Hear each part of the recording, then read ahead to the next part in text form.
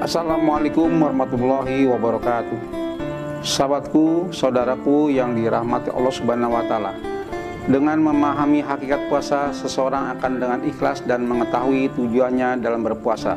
Selain itu, dengan mengetahui hakikat berpuasa, seseorang akan senantiasa mentaati rukun dan sunnah puasa, sehingga puasanya dapat diterima di mata Allah Subhanahu wa Ta'ala.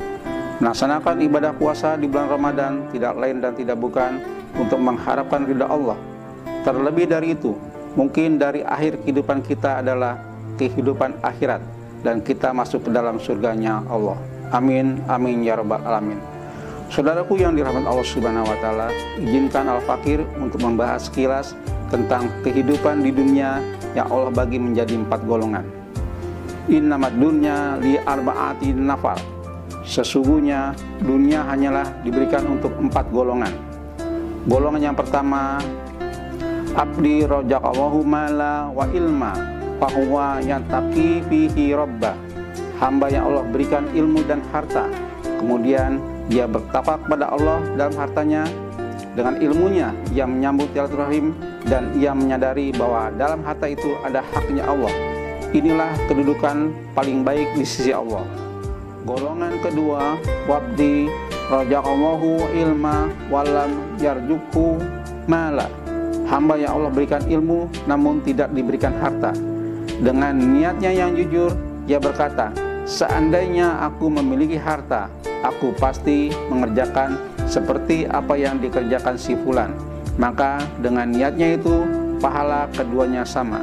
Artinya, pahala golongan pertama dengan pahala golongan yang kedua sama, di mana golongan pertama diberikan ilmu dan harta, sedangkan yang kedua diberikan ilmu tapi tidak diberikan harta, atau hartanya biasa-biasa saja.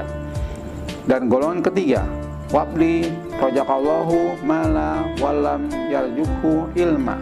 Hamba yang Allah berikan harta namun tidak diberikan ilmu, lalu ia menggunakan hartanya sewenang-wenang tanpa ilmu, tidak bertakwa kepada Allah dalam hartanya, tidak menyambung tali silaturahim, dan tidak mengetahui bahwa dalam harta itu ada haknya Allah. Ini adalah kedudukan yang paling jelek di sisi Allah.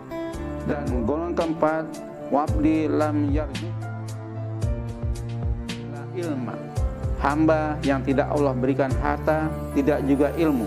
Ia berkata, seandainya aku memiliki harta, aku pasti mengerjakan seperti apa yang dikerjakan si fulan. Maka dengan niatnya itu, keduanya mendapatkan dosa yang sama. Di sini artinya, golongan ketiga dan keempat sama-sama mendapatkan dosa.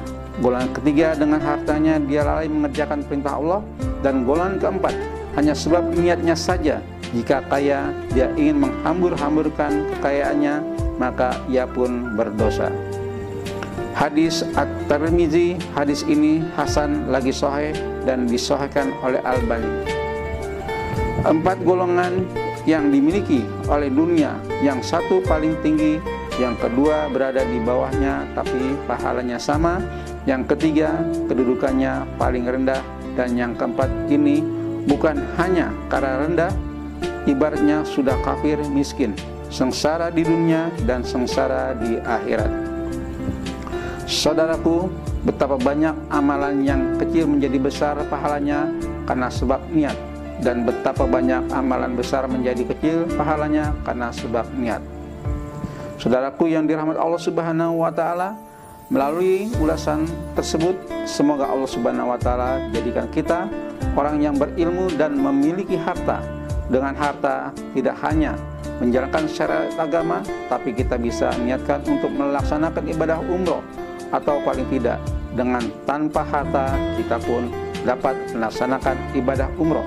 Tentunya diikuti niat yang sungguh-sungguh dan dibarengi dengan ikhtiar, karena Allah Subhanahu wa Ta'ala memanggil untuk melaksanakan ibadah umroh bukan bagi mereka yang mampu, tapi Allah memampukan bagi mereka yang dipanggil. Wallahu a'lam bishawab. Demikian yang dapat saya sampaikan, semoga bermanfaat bagi kita semua. Wallahumma fiq ila aqramut thariq. Wassalamualaikum warahmatullahi wabarakatuh.